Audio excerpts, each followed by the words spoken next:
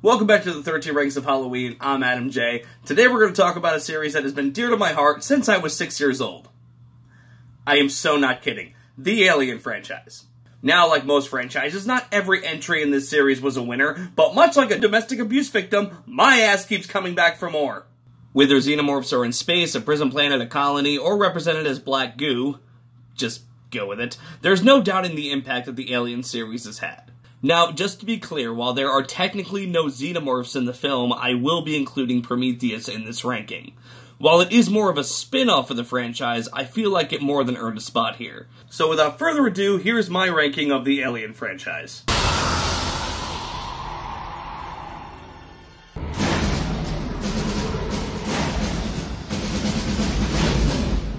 At number 8, obviously, is Alien vs. Predator Requiem. This should be no shock to any of you. Whether it's the Alien series or the Predator series, this is by far the worst one. I already talked about this series when I discussed the Predator film, so I'll just give the highlights here. If you want more information, you can watch that video. AVP Requiem feels like a movie that prides itself on just not giving a shit. It doesn't care about good storytelling, it doesn't care about good acting, it doesn't care enough to have its own identity. It doesn't even care enough to fix the lighting so that you can actually watch the damn movie. This movie is literally unwatchable during the night scenes, because you can't see a damn thing. The brothers Strauss need to stick to special effects because this was a dumpster fire and a new low for the franchise.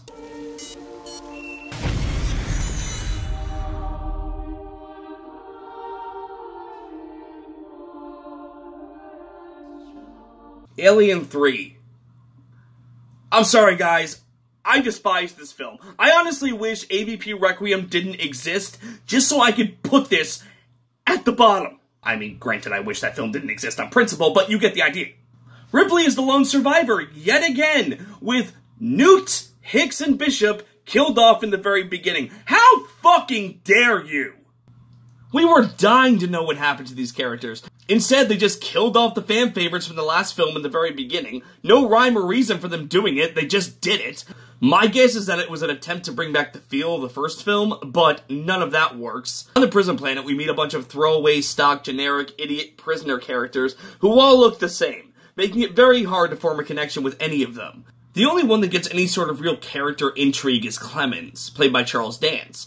And he dies very early in the film, so why did you even bother with this location? None of these characters are likable, and I don't care if they die. That's not a good thing. However, Ripley's not out of the woods yet, as an alien begins wreaking havoc on the prisoners. Oh, and she has an alien queen inside of her. Okay, you know what? Fuck it. Let's examine this. How in the hell did an egg get aboard the Sulaco? Please, explain that to me. How the fuck did the egg get there? The only reasonable explanation would be that the Queen laid it there at the end of Aliens. But even that doesn't make sense. The sack allowing the Queen to lay eggs was destroyed. Also, the Queen was hiding in the landing gear of the dropship, not in the locker room of the Sulaco. No matter how you spin it, from the very beginning, this film makes zero sense. And if there was a facehugger that impregnated a dog, where did the one that impregnated Ripley come from? I don't know, nor do I care, because the writers clearly didn't either. Alien 3 was directed by David Fincher, an enormously talented director who went on to make The Girl with the Dragon Tattoo, Seven, and Gone Girl. He is an amazing talent, and even he hates this film. I will admit, the film is decently shot because of him, but Fincher doesn't even consider Alien 3 to be his movie. He goes out of his way to make sure Alien 3 isn't even brought up in interviews. He hated making the film so much that he once said, "No one hates Alien 3 more than I do." When the director of the movie hates his own work, people, you could probably take that as the international sign for run away. I know a lot of people love to shove the assembly cut in my face every time they defend this film, but I'm sorry, it does not do shit for me. All it does is give us more time with the prisoners, who drop the F-bomb in every sentence and really have nothing to them, so why do I care? And I'm sorry, even if Fincher was given full control over this film, I still wouldn't like this film because the script is awful.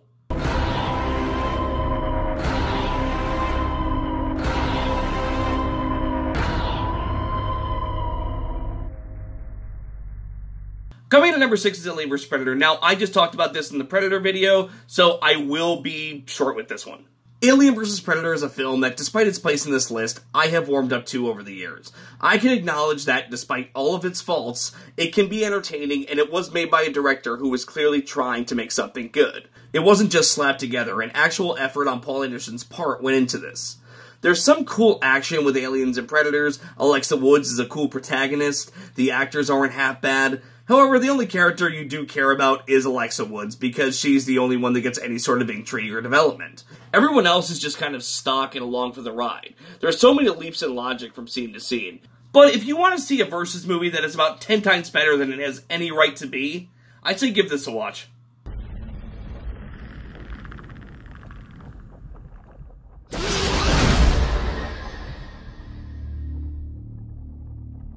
Coming in at number 5 is Alien Covenant. Now, I had a lot of really high hopes for this film.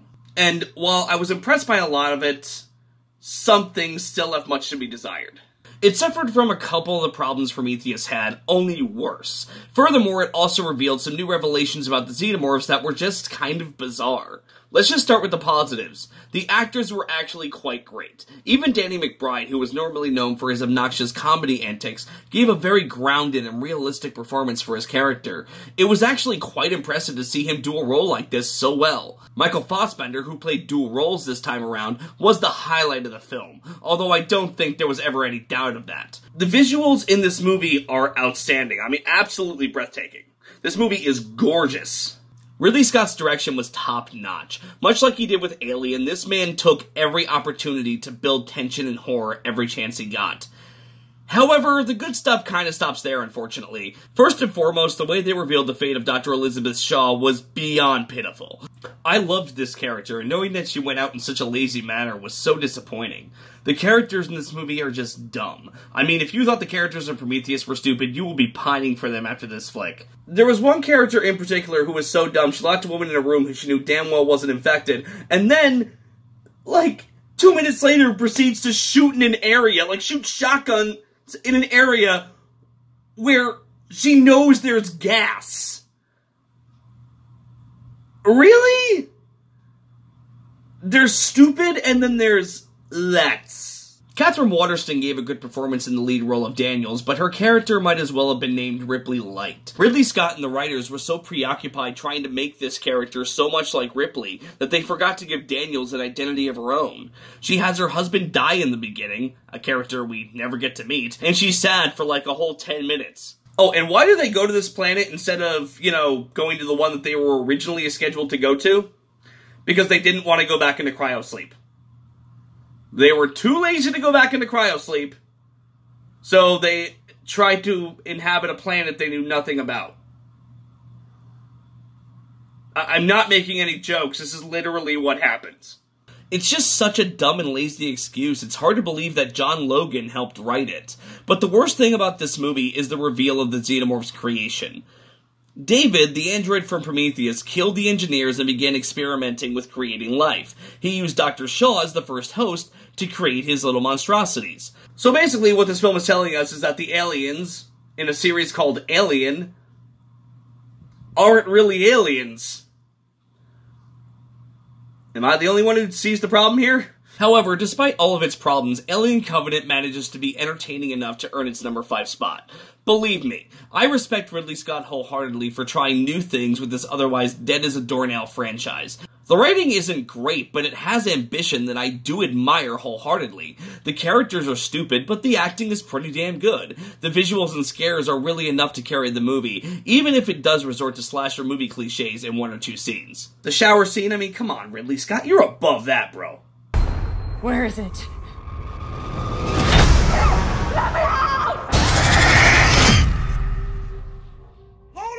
At number 4 for me is Alien Resurrection. This is the one I think I've gone the most back and forth on over the years. I saw it as a kid, I loved it. When I saw it as a teenager, not so much. Rewatching it for this ranking, loved the hell out of it. So, I've got a weird history with this one. I ended up watching it 3 more times in the same week just because of how fun it was. Now, if you were to try to argue that Alien Covenant is a better movie, I wouldn't argue with you because it technically is. Alien Covenant is a better film, but upon rewatching, I had a lot more fun with Alien Resurrection and would rather watch that again. I don't think everything about it is good, so please halt the hatred in the comments section and give me a few minutes to explain. Alien Resurrection picks up 200 years after Alien 3, where a military operation has cloned Ripley in order to obtain the Alien Queen within her. You can basically guess what happens next. The Alien Queen lays eggs, and the aliens emerge on this secret military vessel in space. Now Ripley must team up with a group of space pirates to get off the ship and blow it up before it reaches Earth. Now, I think what really turned me around in this film was watching it back-to-back with Alien 3. That movie was grim, dour, and put a massive beating on my heart, and not in a good way. It was just a depressing experience that I wanted to forget the second it was over. Alien Resurrection was the exact opposite. It was a fun experience that I had no problem experiencing again. Over and over. It brought Ripley back, but it did new things with her character. Here, she is a clone, questioning throughout the film who she is and even what she is. The cloning process gave her traits of the alien, including enhanced strength, agility, and blood hot enough to melt steel. We see a different Ripley than before because she's technically not Ripley, so the changes in her personality make perfect sense. While some of the side characters like Hillard and DeStefano are pretty generic, other characters like Joner, Call, Christie, and Vries are a lot of fun to have an adventure with. Ron Perlman is hilarious throughout this whole movie as Joner, but it's Ron Perlman, so I would expect no less. Brad Dourif is in this too, and he's just weird, but on the other hand, it was pretty awesome hearing him do his Chucky voice in an Alien film. There is only her womb and the creature inside. That is Ripley's gift to her, a human reproductive system. She is giving birth for you, Ripley, and now she is perfect! Winona Ryder and Sigourney Weaver have great chemistry in this movie, and I would actually go as far as to say that this has one of Sigourney Weaver's best acting moments. Look at this scene where Ripley discovers the clones that were attempted before her. She doesn't say a damn word the whole time she's in that room, but her face throughout this scene tells you all you need to know.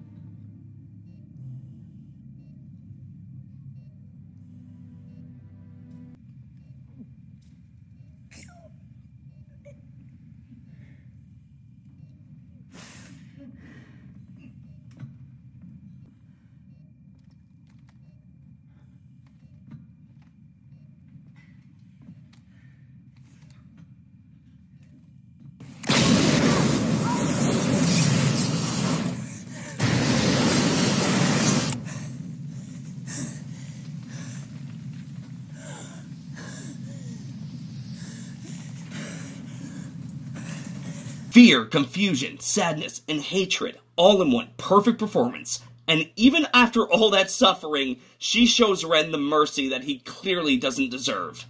That is great acting.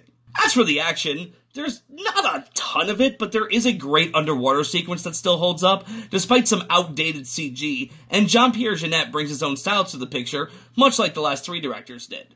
Now, as I said, I don't love everything about this film. I think this movie has some dumb moments sprinkled throughout, especially in the third act. The CGI hasn't aged well in certain shots, especially if you watch this film on Blu-ray. I love the idea of the newborn. I understand why Ripley would be sympathetic towards it. I mean, it's a newborn that is half human and half alien. Obviously, it has no real semblance of right and wrong, like a human child would. However, the design of it never really did anything for me. Rewatching this, it's not an awful design.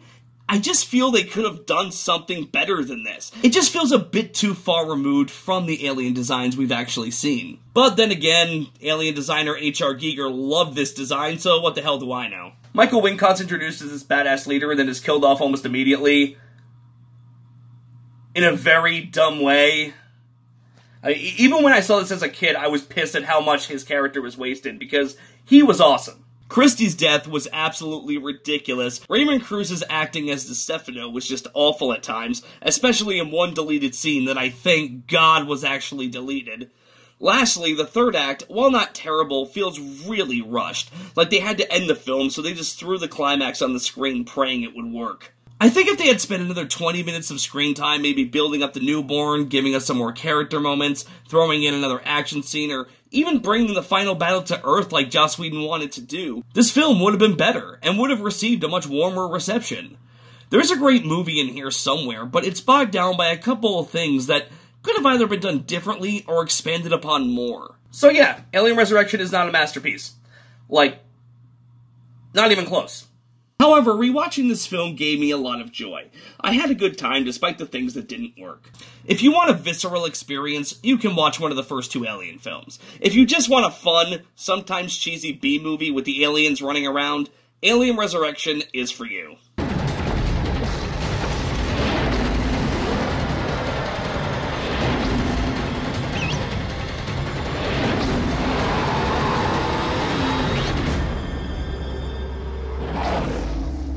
You were dead. Yeah, I get that a lot.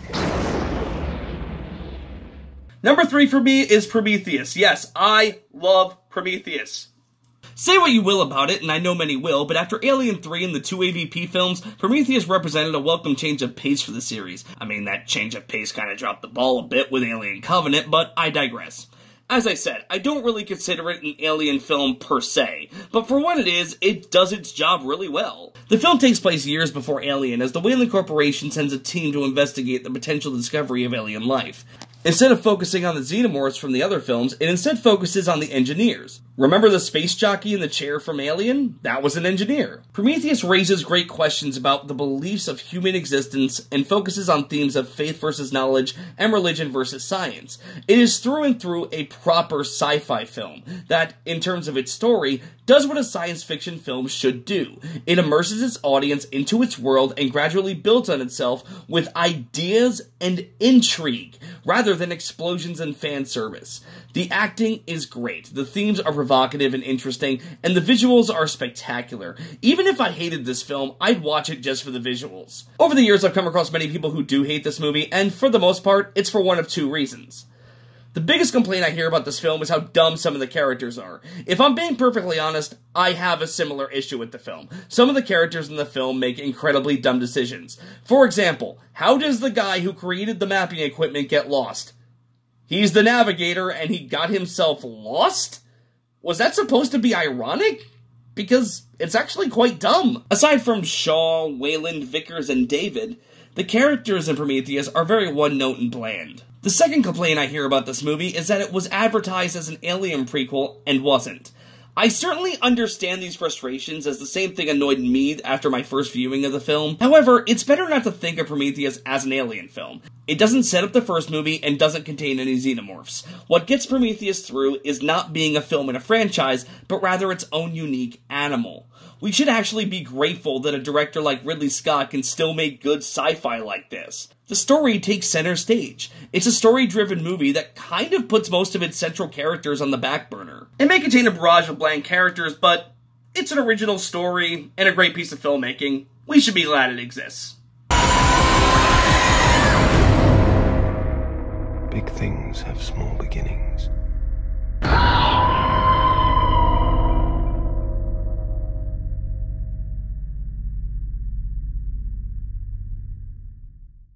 And number 2 for me is the original Alien. Look, let's not beat around the bush here. Ridley Scott can do whatever he wants with the Alien franchise. After all, he is the one who started it. But no matter what entry he makes, and no matter how many times he tries to capture the magic of this horror masterpiece, he never will. Alien remains to date my favorite horror film of all time. Many claim that it's technically a science fiction film, a statement I respectfully disagree with.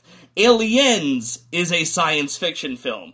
Alien is a haunted house in space. It contains sci-fi themes and situations, to be sure, but it focuses mainly on claustrophobic horror to scare its audience. Alien sees a group of truckers in space, awakened early from their cryogenic stasis, to answer a mysterious distress call. They land on a planet only for one of their crew members, played by John Hurt, may he rest in peace, to come back on board with some sort of a parasite attached to his face. It later comes off and seemingly dies. However, right before they head back into cryosleep, an alien bursts its way out of the crew member's chest. Now the creature is loose on the ship, growing rapidly and ready to feed on anything in its path. What Alien does so effectively is its ability to make you care about the characters involved. Ridley Scott spends about 45 minutes on actual character build-up before we even see the alien. Right off the bat, we know these characters and can identify with them, so when the alien gets loose, we actually care about their survival. Most horror films these days resort to the same bad cliches, ultimately resulting in inferior products that simply aren't scary. Alien doesn't resort to any cheap thrills, CGI, or jump scares, and relies solely on the likability of its characters and its intense claustrophobic atmosphere. The look of the alien designed by H.R. Giger is enough to scare anyone. The fact that this wasn't some random CGI creation and instead a man in a suit only makes the intense moments feel that much more real because the creature is really there on screen. The actors aren't reacting to nothing. The thing is right in front of their eyes. Ridley Scott masterfully shoots most of the alien scenes in darkness, making it seem like a real creature instead of someone in a suit. But even in the darkest scenes, the lighting is so perfect that you could still make out everything happening. This thing can be around any corner and you never know when it'll pop up next. The actors involved are all perfectly casted. John Hurt, Ian Holm, Yaphet Kotto, Terry Dean Stanton, Veronica Cartwright, and Tom Skerritt are all wonderful. The film even launched Sigourney Weaver into superstardom, playing the beloved character of Ellen Ripley. It's funny to note that while Ripley has become the iconic heroine of the Alien franchise, that was not the case in the first film. In fact, there was no main character here. Every one of the characters got equal screen time, making it harder to deduce who was going to live and who was going to die. That's expert filmmaking in my book, especially compared to other entries in this franchise. I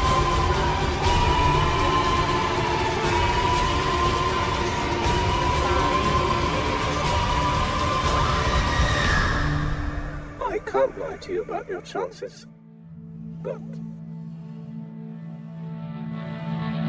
Number 1 is Aliens. Yeah, I'm sure most of you saw this coming, but how could it not be?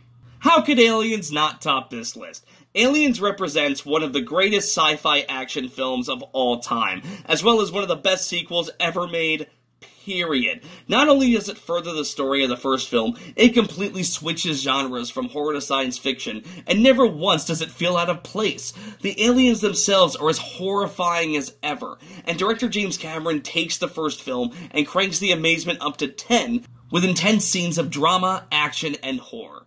57 years after Ripley's incident with Alien, she is found in cryosleep and awakens to find an unknown future. Her daughter is dead, her reputation is in the gutter, not a soul believes her about the alien, and she's left with a series of horrifying nightmares that plague her every night. Unfortunately, the planet from the first film has been long since colonized, and Ripley's former employers have lost contact with the colony. Wanting to face her demons, Ripley reluctantly goes on a mission with a group of space marines to the planet, only to discover that it is crawling with aliens. With little time left, Ripley and the marines must try to escape the planet by any means necessary. Where to even begin with this film? James Cameron obviously took a note from Ridley Scott's playbook, having the first act focus on the characters leading up to the aliens appearing in the second act. Cameron really focuses a lot on these characters and makes even the ones who don't last long memorable and likable. Bill Paxton is hilarious as Private Hudson, may he rest in peace, and gets some of the most memorable lines in the movie. There's a nice subplot with Ripley not trusting the android Bishop due to the events of the first film. Michael Biehn as Hicks even has some nice moments with Ripley. However, it's really the mother-daughter-like relationship between Ripley and Newt that remains the heart of the film. Many people forget that Ripley wasn't really a badass in the first film. She had the personality of one, but physically she was no different than the other crew members. James Cameron gradually makes Ripley more badass as the film goes on, as she protects this little girl from peril, and learns to be a mother once more.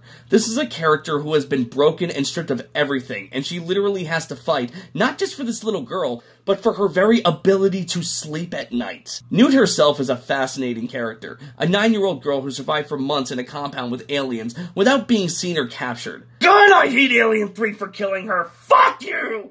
Oh! When the aliens do show up, it's in a gloriously creepy and atmospheric setting that puts the Marines in absolute peril. The scenes of these aliens coming out of nowhere are beautifully shot, and the action is some of the best ever put to film. Cameron never lets up in the tension, and it only keeps rising to a climax where Ripley is forced to have a standoff with the bitch herself, the Alien Queen. Yes, I know no one can survive crawling out of an airlock, but here's a newsflash for you. I don't care! It looks badass! I'll allow it! Also, let us not forget about James Horner's epic score. Bishop's Countdown still gives me goosebumps every time I hear it. To me, there is no contest. Aliens is a perfect film in every way you can possibly imagine. So how would you rank this series? Please let me know in the comments, and please subscribe if you'd like to see more.